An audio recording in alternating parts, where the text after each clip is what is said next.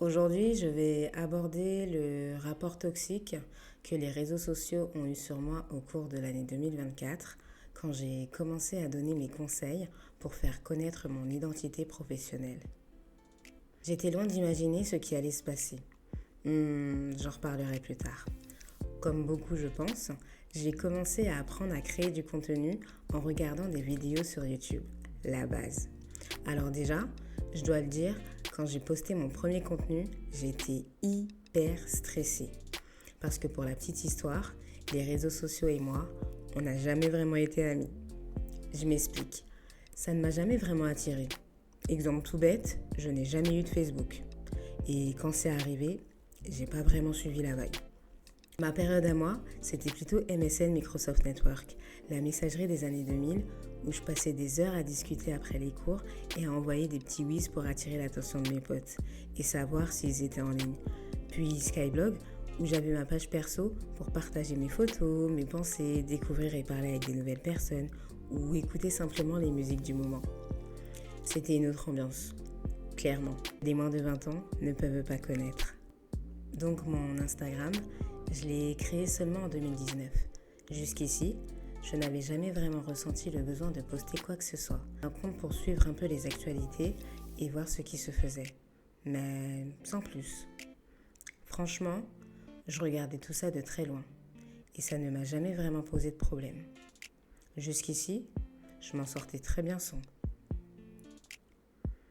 J'ai aussi eu un Twitter à une époque que j'ai rapidement supprimé. Un tweet que j'ai voulu tester puis abandonner et un LinkedIn pareil, c'est de côté. Quant à TikTok, je m'y suis mise seulement en 2024 pour partager mes conseils. C'est pour dire. Alors que le monde des réseaux pullule et que ce n'est pas mon truc, en tant que personne discrète, c'est un peu comme si je devais me mettre à poil devant le monde entier. Bien sûr, c'est juste une image. On va se calmer, hein? Au début, je me sentais pas vraiment à l'aise avec l'exercice, car être visible sur les plateformes, ce n'est pas naturel pour moi. J'ai fini par dépasser ma peur et j'ai posté mon premier contenu, mais de manière très subtile, évidemment.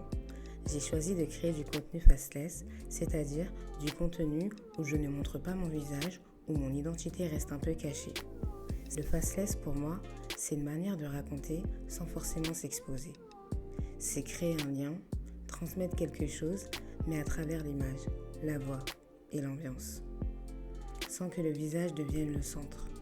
Et quand on est réservé ou qu'on doute encore de sa légitimité, ça aide à poser un premier pas, à exister sans se sentir jugé. Bon, j'avoue, je ne me suis pas trop mouillée. Mais on fait comme on peut, et c'était déjà un bon début. Puis c'était le type de contenu avec lequel je me sentais le plus à l'aise. Donc j'ai continué à créer mes carousels naïvement en pensant qu'avec un peu de volonté et d'huile de coude, j'allais pouvoir toucher quelques âmes sensibles. Tu parles. Les heures à bosser jour et nuit, choisir les bonnes couleurs, police, visuels et vidéos, créer des modèles de posts, réfléchir au thème, structurer les carousels, rédiger les légendes, préparer les stories, peaufiner chaque mot, vérifier le ton, l'orthographe, la fluidité, le tout en planifiant afin de publier 5 fois par jour, au point d'avoir l'impression que chaque seconde comptait pour ne pas disparaître dans ce microcosme. C'est à ce moment-là, un peu frustrée et épuisée, que j'ai décidé de passer à l'étape supérieure. Après des mois à taffer dans mon coin, sans résultat concret, je me suis dit, les vidéos YouTube à la maison c'est bien sympa, mais là Mago, il va falloir passer la seconde. Après des mois à taffer dans mon coin, sans résultat concret, je me suis dit, les vidéos YouTube à la maison, c'est bien sympa, mais là, Mago, il va falloir passer à la seconde. Après des mois à taffer dans mon coin, sans résultat concret, je me suis dit, les vidéos YouTube à la maison, c'est bien sympa, mais là, Mago, il va falloir passer à la seconde. Pour progresser, opter pour un accompagnement sur le numérique. Ce qui était top, c'était d'échanger avec quelqu'un qui pouvait m'aider à identifier ce qui bloquait et à m'améliorer. J'ai pu bénéficier de conseils, d'outils en tout genre. Qui m'ont aidé et permis d'obtenir quelques résultats, surtout sur TikTok. Instagram, pardon, tu auras eu raison de moi. Mes nerfs étaient trop tendus chez toi. Au début, Sur Insta, je faisais uniquement des carousels. Puis je me suis diversifiée avec des réels en me disant peut-être que si je changeais de formule, ça fonctionnerait mieux. Résultat, un peu plus de vues, mais toujours peu d'échanges. Alors, je me suis dit pourquoi ne pas déplacer tout ce que je faisais sur Instagram sur TikTok? Et là, grosse surprise, c'était le jour et la nuit. Merci l'algorithme. Au moins lui, il faisait le taf. J'avais beaucoup plus de visibilité et d'interaction, c'était génial. Parce qu'il faut se le dire, honnêtement, quand tu n'as aucun retour, tu penses que ce que tu produis, ça sert à rien. Vraiment, je commençais à remettre en question tout ce que je faisais, alors que je me donnais à fond pour créer et transmettre mon expertise et ma valeur.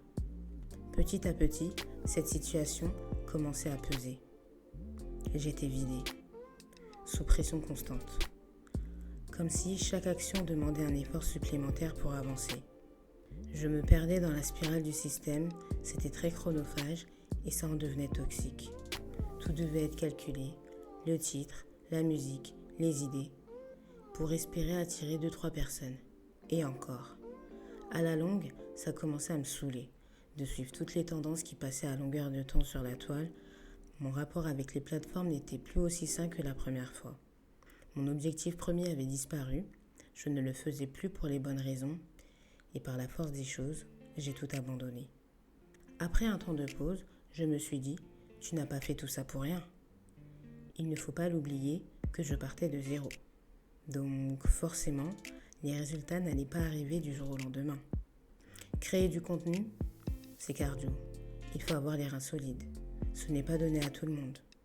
Je l'ai vraiment appris à mes dépens. Si c'était si facile, ça se saurait. Sauf que ce qui est souvent montré, c'est juste la fin du film. Personne ne partage ces moments-là. Et c'est réel. En janvier 2025, je me suis remotivée. Nouvelle année, nouveaux objectifs, nouvelles perspectives en vue. À ce moment-là, je recevais la newsletter d'une créatrice de contenu que je suivais depuis un moment sur Instagram. Avant, je n'y prêtais pas vraiment attention. Mais là, j'étais dans une phase où je voulais donner un vrai coup de boost à mon projet sur les plateformes. Recevoir son message à ce moment précis, c'était pile ce qu'il me fallait pour me relancer et passer à l'action. Alors, j'ai investi dans un de ces programmes business que j'ai suivi sur plusieurs mois. L'année précédente, j'avais testé des accompagnements entrepreneuriaux gratuits, mais ils ne m'avaient pas vraiment apporté satisfaction en termes de marketing digital.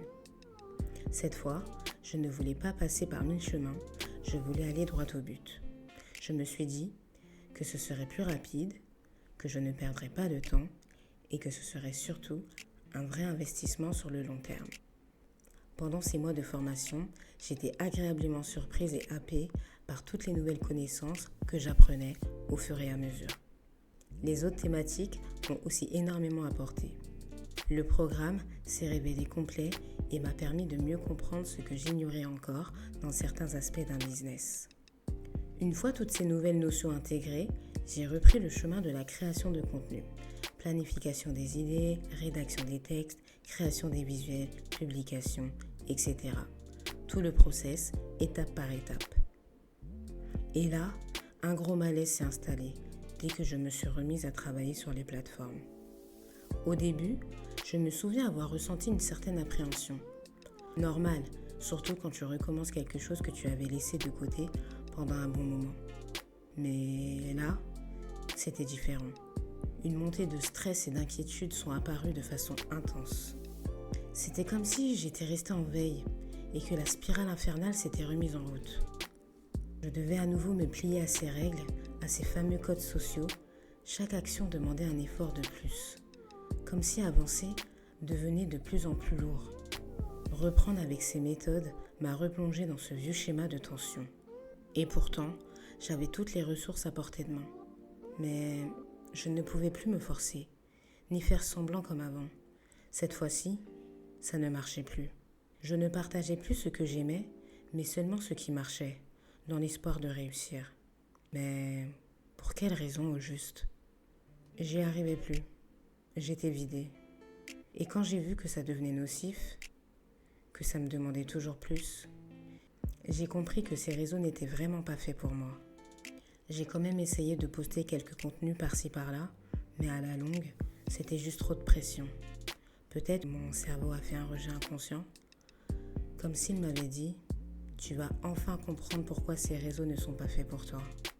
Encore une fois, je ne diabolise pas les réseaux sociaux, c'est mon expérience personnelle. Ils ont aussi leur bon côté, comme me permettre de partager, de créer, d'apprendre et de même me dépasser parfois. Mais comme pour tout, il faut savoir doser. J'ai compris qu'il faut garder un certain détachement quand on y est. Observer ce que ça provoque en soi, ce que ça réveille et surtout comprendre pourquoi on le fait. Parce que si on ne sait pas se protéger, on finit vite par se faire absorber sans même s'en rendre compte. Avec le recul, je crois que je me suis mise beaucoup trop de pression à vouloir aller trop vite. Je voulais que mes efforts portent leurs fruits, que les effets soient visibles, parce que derrière, au fond, il y avait plus qu'une simple envie de créer. Il y avait des enjeux concrets. Construire quelque chose de solide, transformer mes compétences en projets tangibles et rentables. Et à force d'y mettre autant de cœur, d'attente et d'investissement, j'ai fini par perdre un peu, voire beaucoup de légèreté. Maintenant, je sais que c'est justement ce détachement et d'être moins exigeante avec moi-même, bon, ça j'avoue, je dois encore travailler dessus, qui me permettra à l'avenir de trouver le bon alignement et de vraiment kiffer partager mes idées dans mes prochaines aventures. Voilà, c'était J'écoute ma voix. Merci d'avoir partagé ce moment à m'écouter. On se retrouve dans le prochain épisode et surtout, écoute ta voix.